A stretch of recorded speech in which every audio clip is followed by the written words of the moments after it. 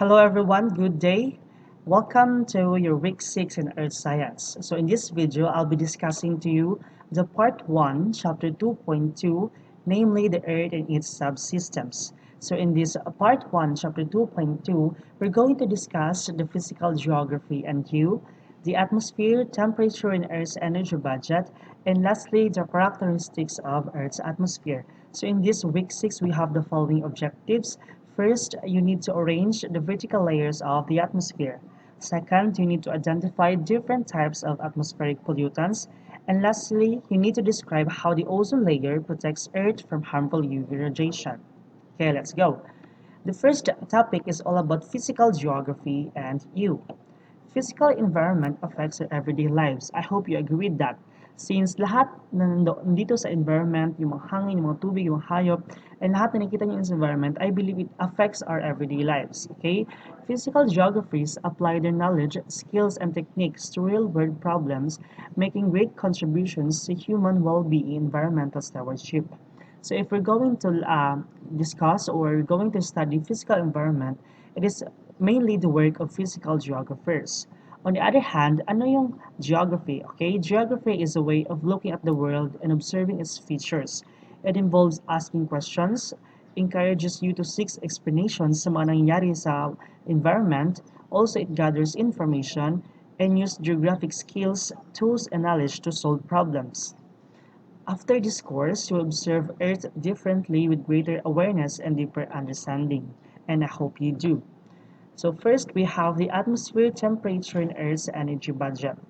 The atmosphere is an ocean of air. Air is a mixture of gases. Therefore, the atmosphere is an ocean of mixture of gases. Its unique composition of gases maintains life on Earth, held in place by Earth's gravitational force. Okay? The atmosphere maintains life on Earth since nandito yung mga required na gases katulad ng oxygen para tayo ay mabuhay, para tayo ay makahinga. As a dynamic system, atmospheric processes drive characteristics in winds, variation of air pressure, and movement of moisture from the ocean to the land. Since atmosphere is a dynamic system, it means it changes from time to time. Hindi siya static or stagnant na still lang siya. The atmosphere affects solar energy by blocking harmful radiation from space.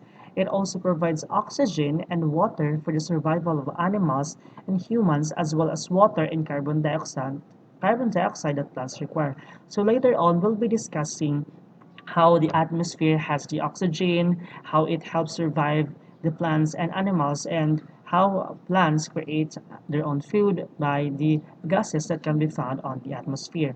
Without the atmosphere, our planet would experience extreme temperatures of as much as 200 degrees Celsius between day and night. Okay? Can you imagine without the atmosphere? Ibig sabihin, aabot yung temperature natin ng 200 degrees Celsius.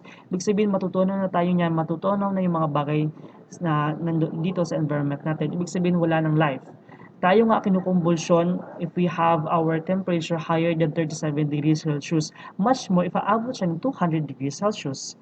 Serving as a filter or shield, the atmosphere blocks much of sun's gamma rays, X-rays, and ultraviolet rays radiation, and protect us from many meteor impacts. Okay, since these rays in the electromagnetic spectrum, X-ray, gamma rays, ultraviolet rays are very harmful rays. Okay, yung visible light na nakikita natin and nafe-feel natin is okay lang siya na light, hindi siya nakaka-harm. But of course, too much of it will also harm us. But these ultraviolet rays, it can cause cancer and those skin diseases.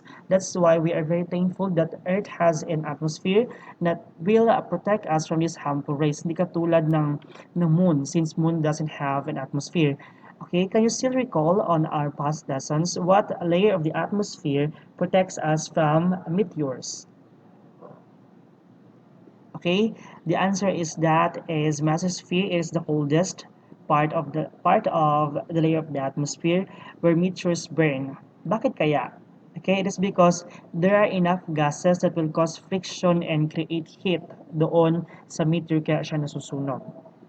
Okay, next one is without a spacesuit that supplies air, a person on the moon would immediately die due to lack of oxygen. Would also notice an earthly unearthly silence since air molecules are the ones transmitting sound waves. Okay? Class sound waves or yung mga sounds specifically or basically, it requires a medium to propagate. Ibig sabihin, parang kailangan nyo ng masasakyan in order for it to travel. Katulad natin, kailangan natin sasakay sa isang medium or example sikad para makapunta sa school. So same goes with sounds. It requires a medium to propagate. Of the three medium, namely gas, liquid, and solid, sound waves travel the slowest through gases, faster through liquids, and fastest through solids. Example, if you slam a table, 'di ba mas malakas yung sounds and mas mabilis? But if you slam your hand in the air, 'di ba parang wala lang siyang sound? Kasi yung sound travels slowest in the gases. And example naman sa tubig, it travels faster pero mas fast siya or faster siya in solid. So, since in the outer space, wala siyang makikitang particles, walang solid, walang liquid, and walang gas. Since outer space is mostly vacuum, ibig sabihin wala talaga kahit hangin. Therefore, kahit magsalita ka doon sa outer space, hindi mo maririnig, and hindi rin maririnig ng kasama mo since wala siyang medium to propagate. Okay? You cannot hear any sounds or be able to speak with an audible voice. It is also impossible to fly airplanes or helicopters. Okay, what's good in atmosphere is that it has which called scattering. It is when gas molecules and particles in the air interact with sunlight. It is the diffusion of various wavelengths of light which gives us blue skies, red, orange, sunrises, and sunsets. So I believe you also are odd on the view of sunsets and sunrises. So yung sunset and sunrises is caused by scattering ng atmosphere. So it interact with sunlight. Okay? Without scattering, the sky would appear black as it does from the moon and in space. Kung napansin niyo lahat ng mga picture ng mga astronauts sa outer space, black lang siya. That's because wala siyang atmosphere doon. Hindi nangyayari yung tinatawag na scattering.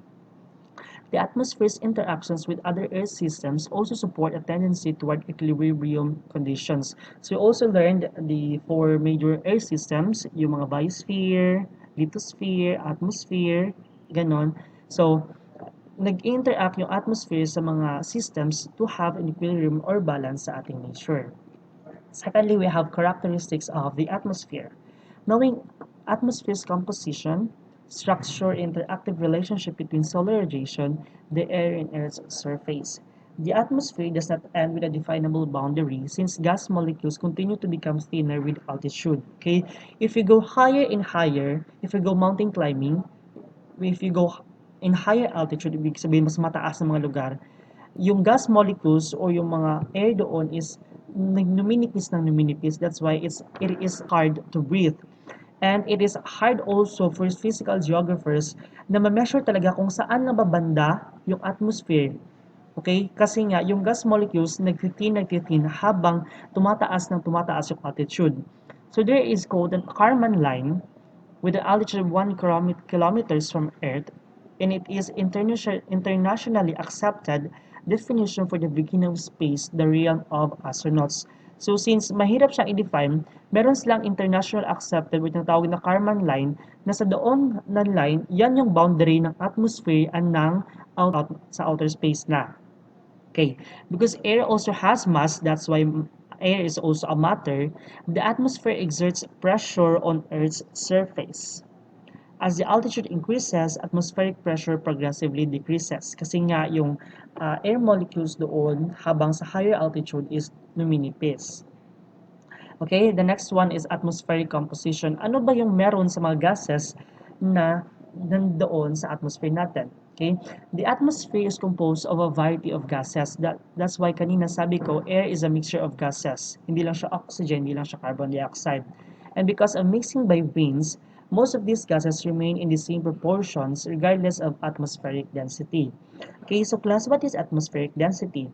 Atmospheric density is a mass per unit volume of Earth's atmosphere. It decreases with increasing altitude.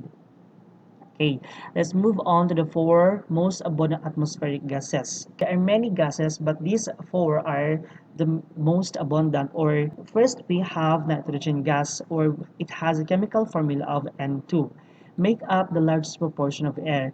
Nitrogen is very important for plant growth. Do you have any idea how it is important in plant growth? Okay, nitrogen is vital for it is the main component of chlorophyll, the compound by which plants use sunlight energy to produce sugars from water and carbon dioxide, okay, in a process called photosynthesis.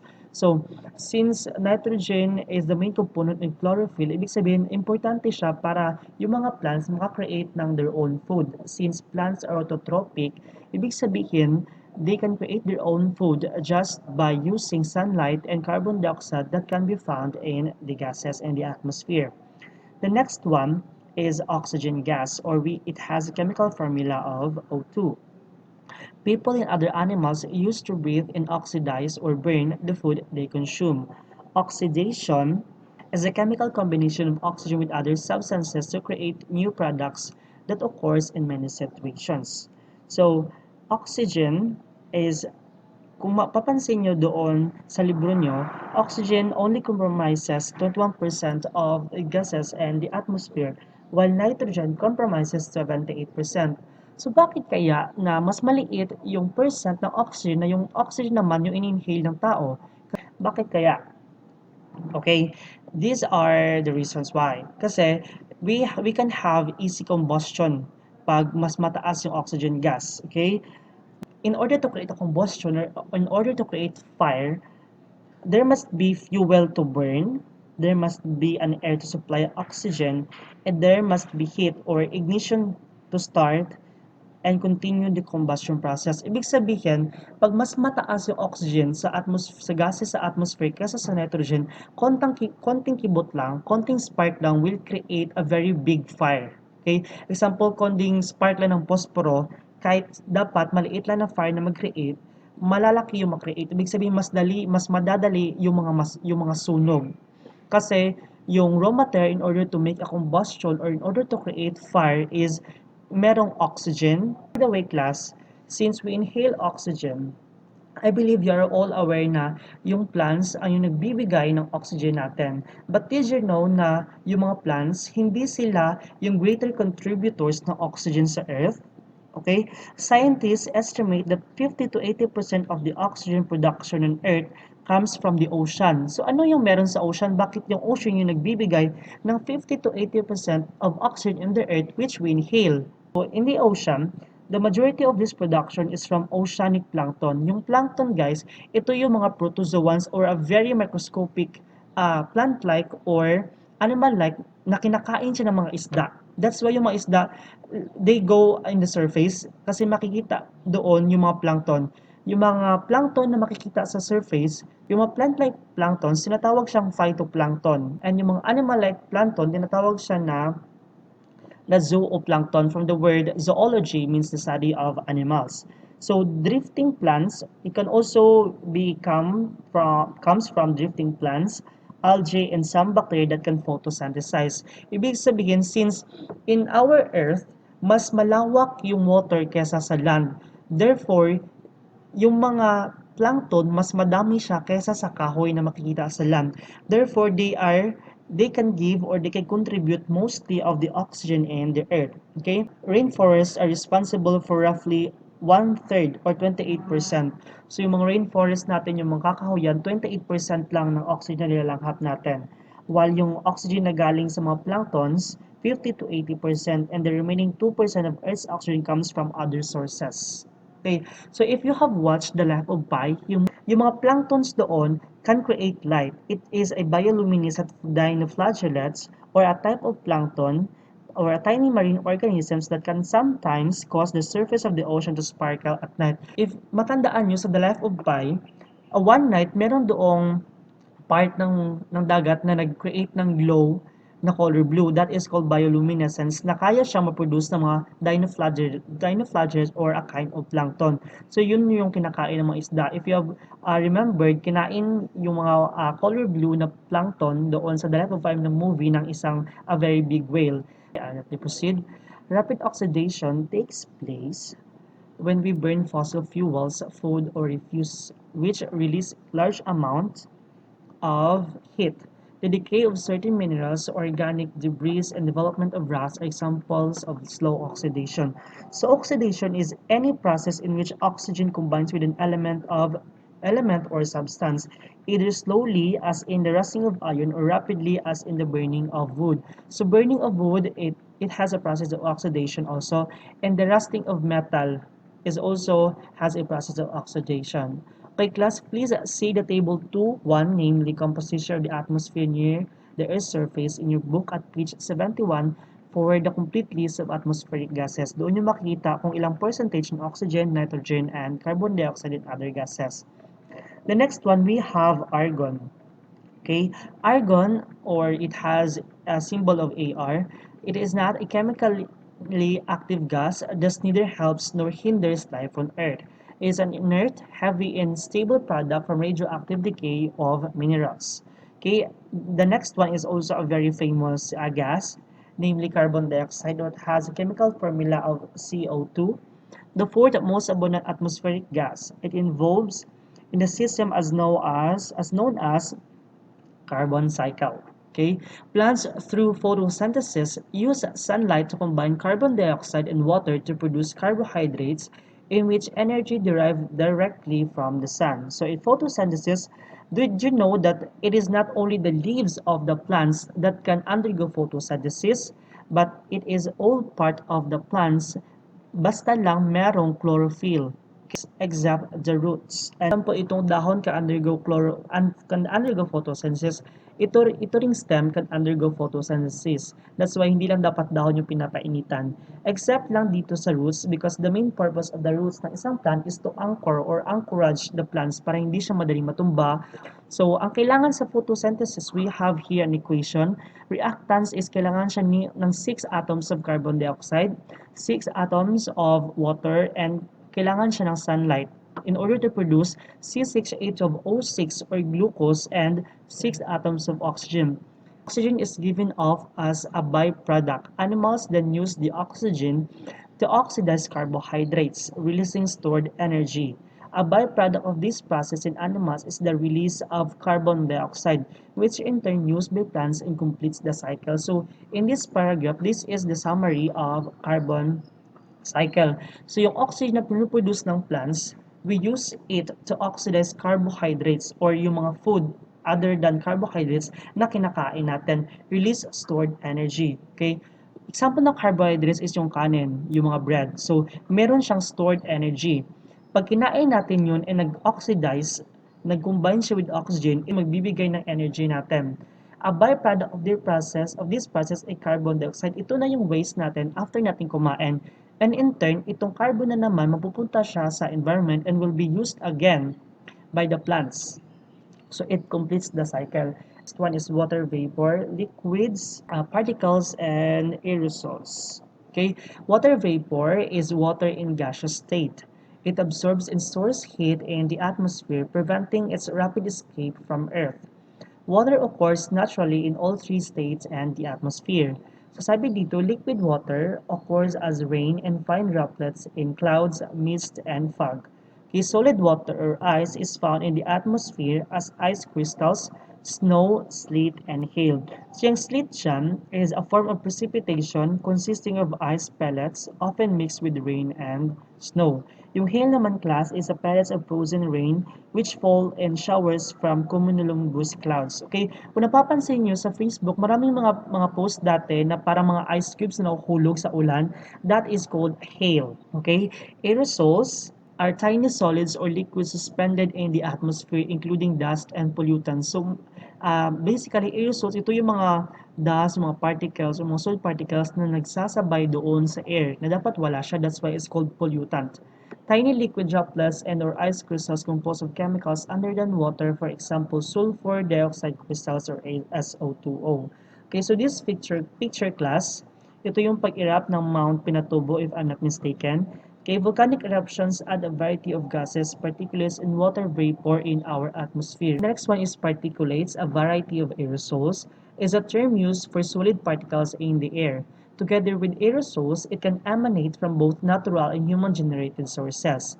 Aerosols from natural sources are dust, smoke, pollen, spores, volcanic emissions, bacteria, and salts from ocean spray, which plays an important role in absorption or blocking of energy and information of rain and snow. On the other hand, as atmospheric pollutants are certain aerosols such as smog where can be health hazard. Okay, so itong harmful smog in a city, katulad itong sa picture, it is harmful kasi yung particles may inhale natin and it will cause us to have a disease sa lungs natin. Atmospheric environmental issues. So in atmospheric environmental issues class, there are two main gases that in our atmosphere are particularly relevant to environment issues. Okay, the first one is carbon dioxide, which has a chemical formula of CO2. This carbon dioxide increases the global temperature. The other gas is ozone or O3, which forms a layer in the upper atmosphere that protects Earth from excessive ultraviolet radiation, but is endangered by other gases from industrialization. Okay? As you observe, the chemical formula of oxygen in the ozone layer is O3. That is different from the oxygen that we inhale here on on the biosphere. Okay, so chemical formula of the oxygen that we inhale is O2, while the chemical formula of oxygen that is found on the ozone layer is O3. Ibig sabihin nito, hindi natin magagamit or ma-inhale yung oxygen doon na O3 because hindi siya applicable sa katawan natin. Okay? So the oxygen can be found on what layer of the atmosphere? Okay, it can be found on the stratosphere. Greenhouse effect, this picture. Greenhouse effect is a natural process essential to environmental conditions on Earth because without it, our planet would be too cold to sustain life. Okay? So please, wag kayong malito class about the greenhouse effect and the climate change. Or kasi minsan na-overlap natin yung meaning. O minsan sa tingin natin yung greenhouse katulad na rin ng global climate. Okay?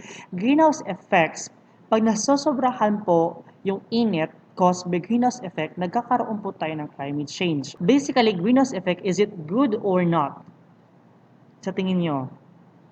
Okay? Is climate change a natural phenomenon? Okay, the correct answer to these two questions, class, are yes.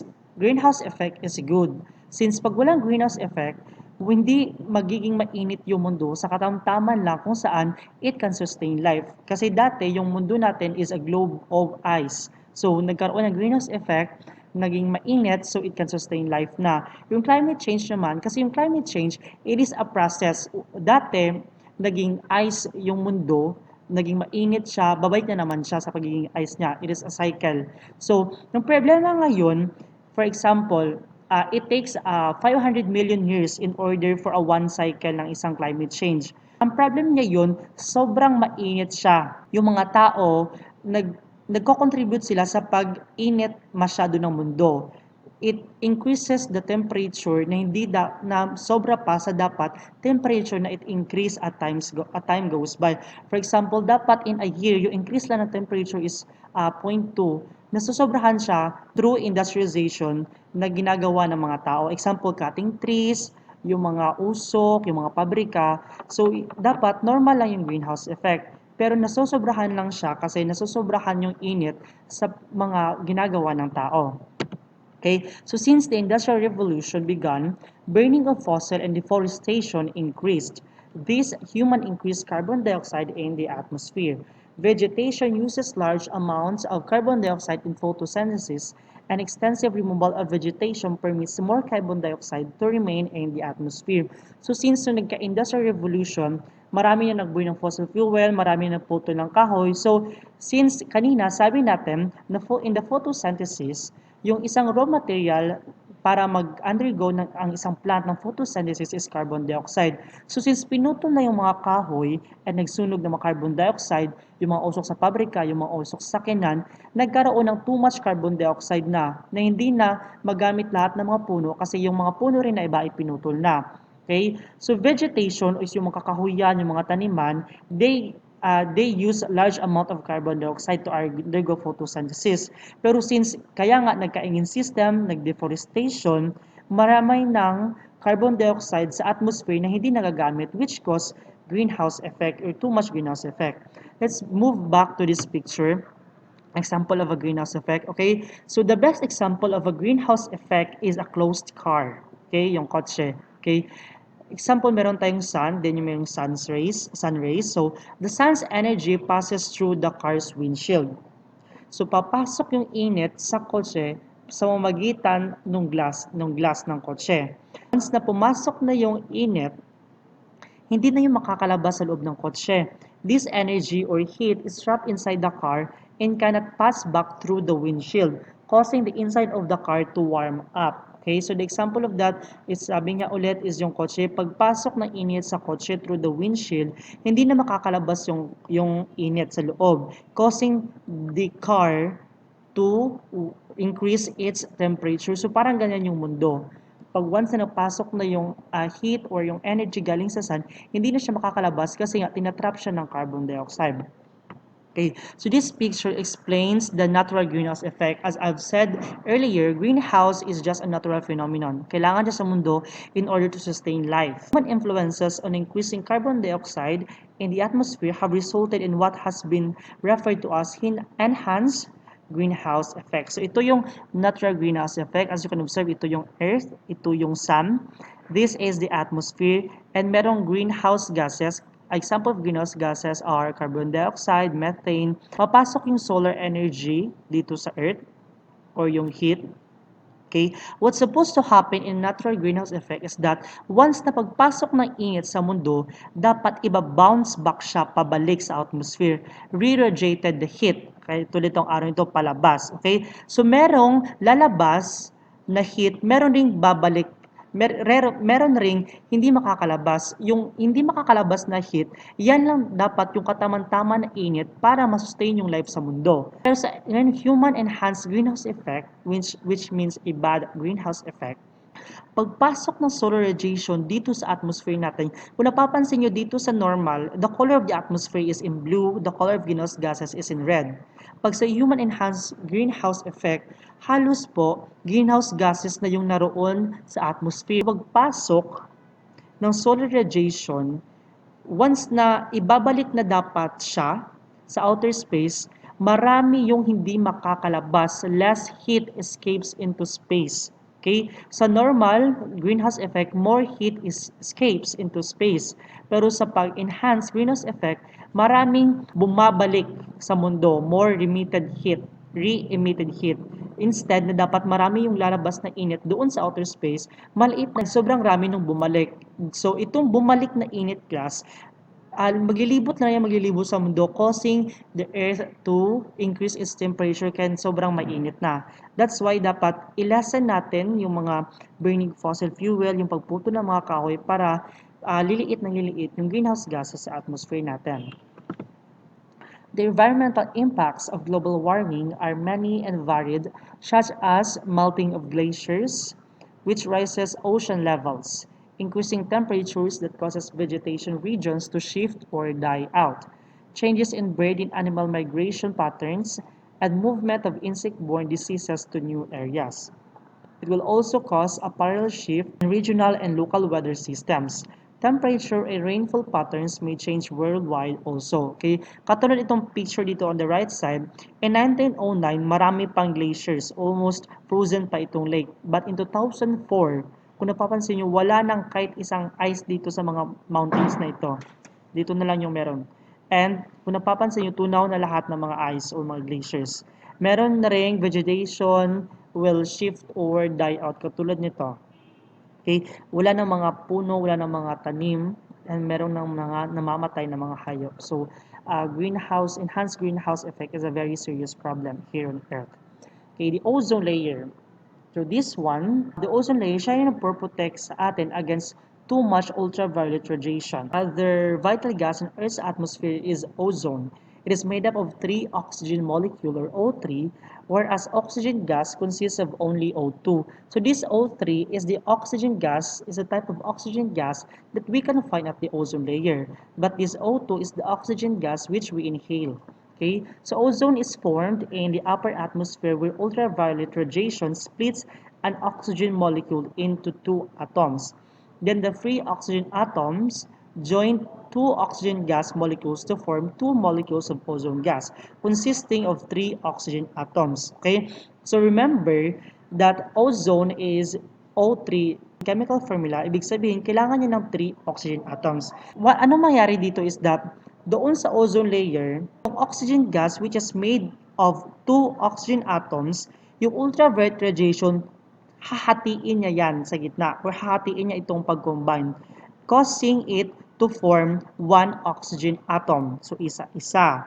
Okay? From two oxygen atom or O2 na gas, puputulin yan or hatiin yan ng ultraviolet radiation into itself now one oxygen atom.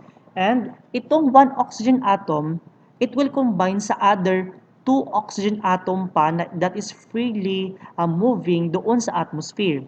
It will give us a 3 oxygen atom. Therefore, itong 3 oxygen atom, ito na yung ozone layer natin which is O3. Okay? Remember, yung oxygen sa ozone layer is O3, yung oxygen gas na inhale natin is O2. Okay? So, ultraviolet radiation splits an oxygen molecule into two oxygen atoms.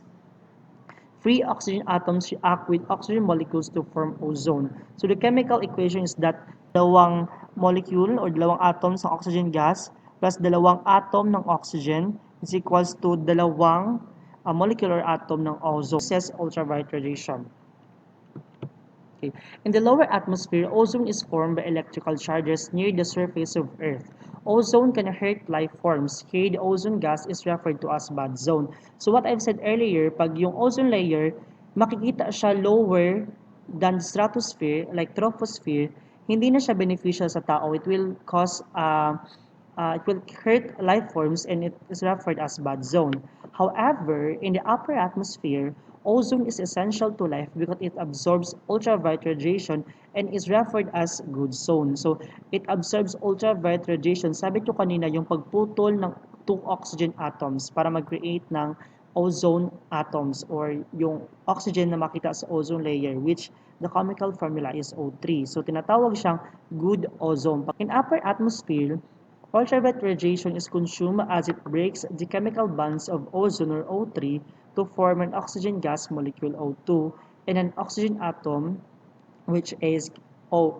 So the chemical formula of that is dalawang O3, okay, and is 2 dalawang oxygen gas plus dalawang atoms ng oxygen. Okay?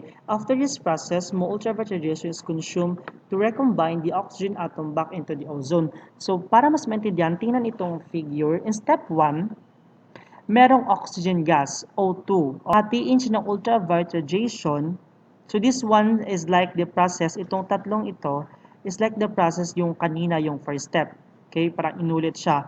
So, itong dalawa, hinati siya ng ultraviolet radiation. The applied energy splits the oxygen molecule O2 into atomic oxygen.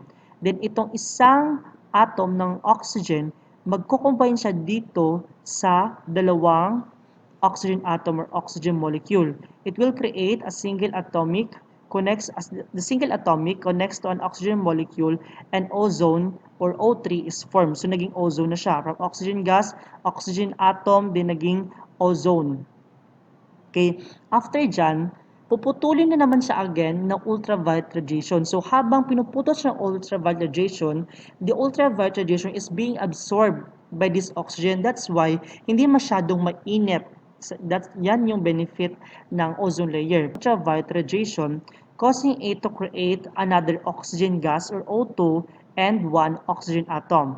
The single atomic oxygen disconnects from the ozone molecule O3 and performs oxidation. And mag-create siya ng oxygen gas kasi pinutol na itong isa. So naiiwan na lang itong dalawa or O2, mag-create naman siya ng oxygen gas which we inhale. The ozone molecule O3 has turned into an oxygen molecule O2 and the cycle is completed. Babalik-balik yan siya since it is a cycle. Without the ozone layer, excessive UV radiation reaching Earth would severely burn human skin, increase incidence of skin cancer, optical cataracts, destroy microscopic forms of life, and damage plants. It also responsible for suntans and painful sunburns. Okay, actually, Cas, those persons who are having a darker complexion is more safe in skin cancer and skin diseases. Why? Because Our complexion is because of the melanin in our skin. Okay, since the role of melanin in the skin is to absorb and scatter energy from ultraviolet radiation, having a dark complexion reduces the risk of sun damage, particularly as it pertains to skin aging and skin cancer formation. So the darker you are, the safer you are to skin cancer. Let's go now to the chlorofluorocarbons or CFC and nitrogen oxides. Chlorofluorocarbon and nitrogen oxides has been a concern for permanently damage and damage Earth's fragile ozone layer. Okay, so itong chlorofluorocarbon class, this is common dun sa mga old refrigerators natin. Kung napapansin nyo, if you already bought a new refrigerator, meron siya nakalagay na sticker na non-CFC. Okay? Because yung mga old refrigerator natin, yung nagpapalamig dyan is yung chlorofluorocarbon or CFC. So as it colds the food or anything that inside in your refrigerator, nagproproduce siya ng molecule na CFC or one carbon atom, three chlorine atom, and isang fluorine. And this one damages the ozone layer. Kaya yung mga nagproduce ngayon ng mga bagong refrigerator, hindi na sila gumagamit ng CFC. Kaya meron na ring sticker na non-CFC na mga refrigerator. Also, it can also be found in the yung mga air conditioner, yung mga air condition. So it has been concerned for it permanently damage Earth's fragile ozone layer. CFCs have been used extensively in refrigerator and air conditioning. The chlorine atoms or Cl split off and enter the stratosphere.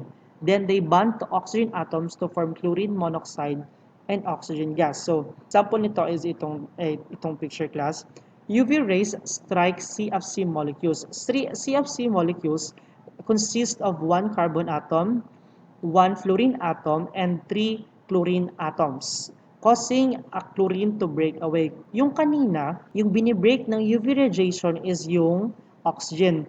Pero pag merong CFC sa atmospheric class, pwede rin i-break ng UV radiation yung isang chlorine dito ng CFC. So, ang maiiwan is isang carbon atom, isang fluorine atom, at dalawang chlorine atoms.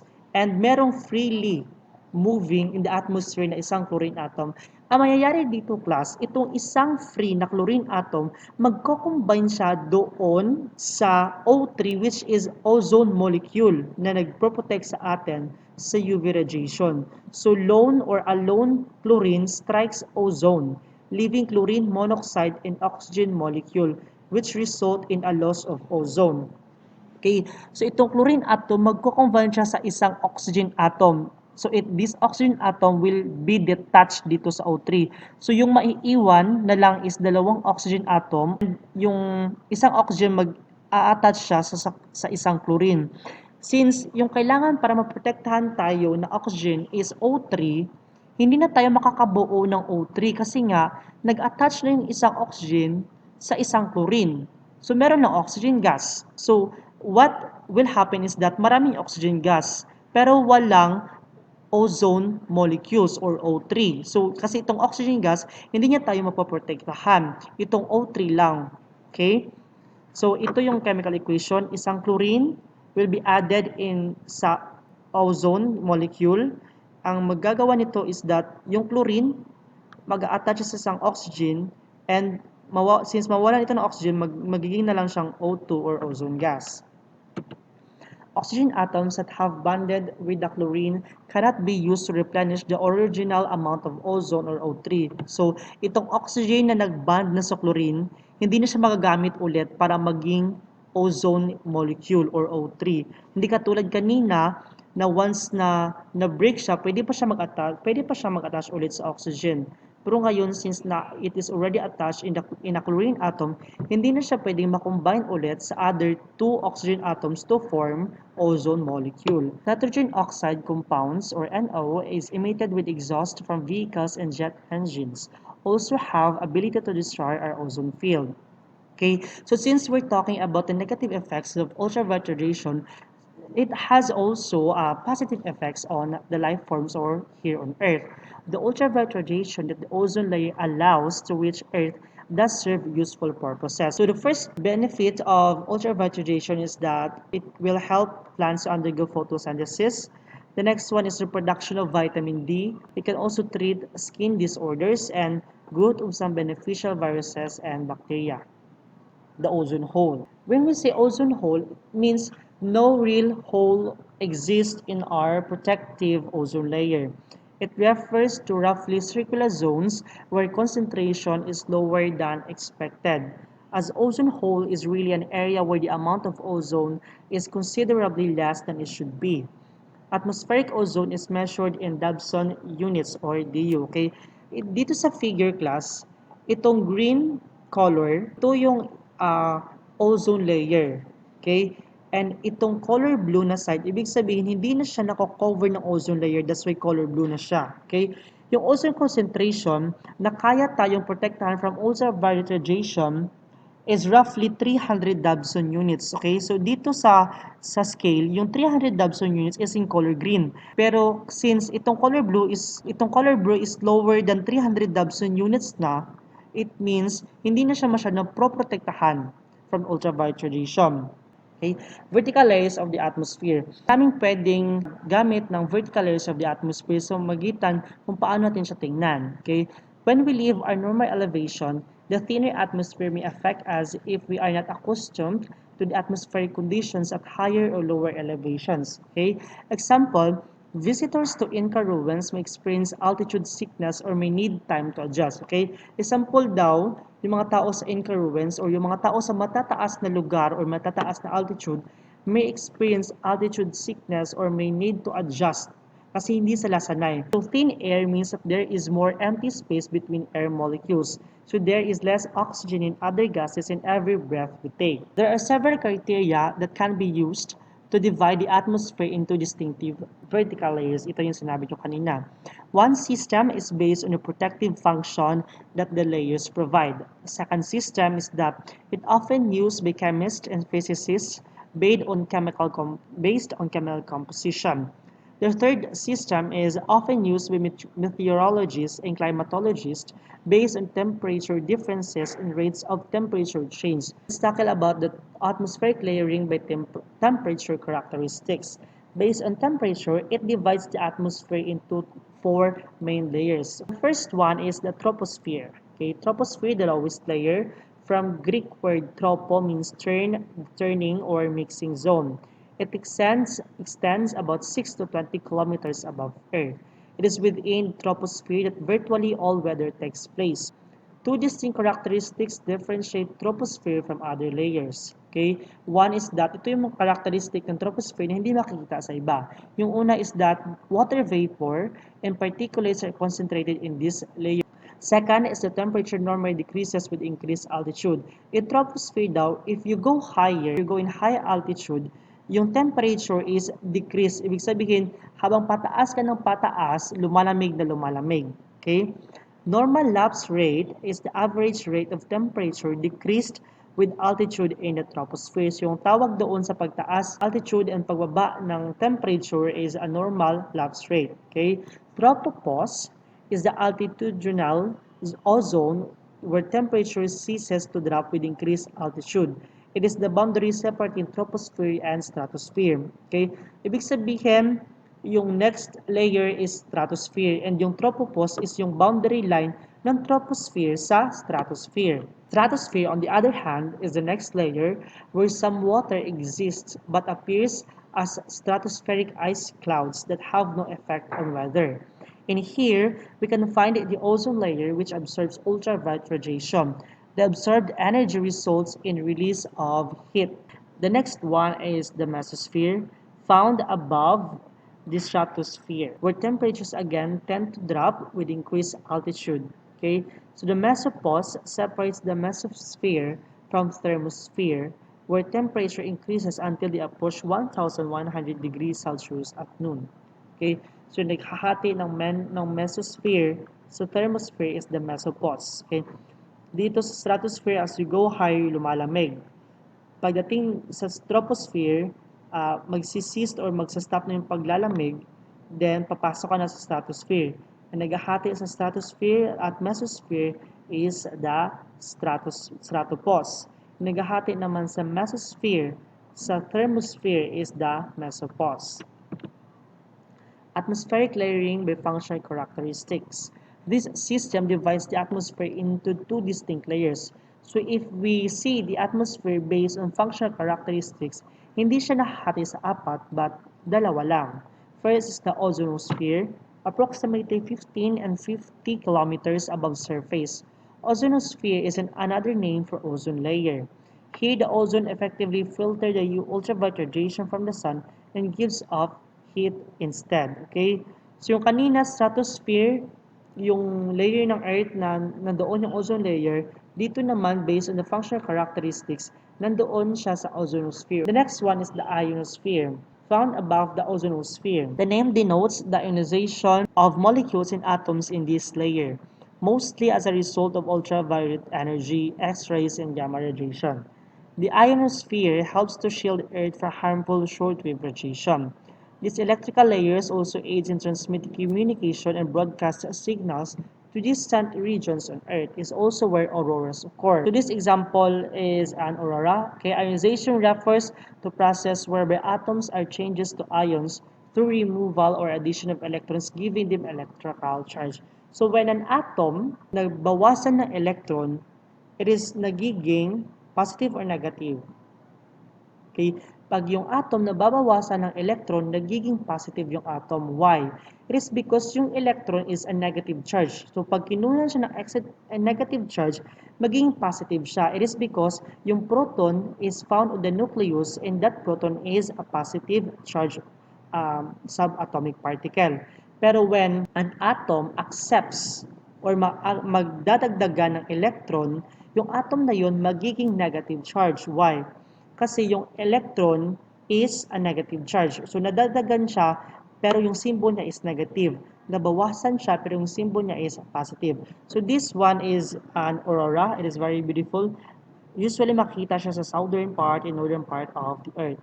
Aurora then is tinatawag siyang northern lights or are also called by their scientific name aurora borealis, and southern lights are called aurora australis. Here ends our lesson. Be healthy, stay safe, and God bless.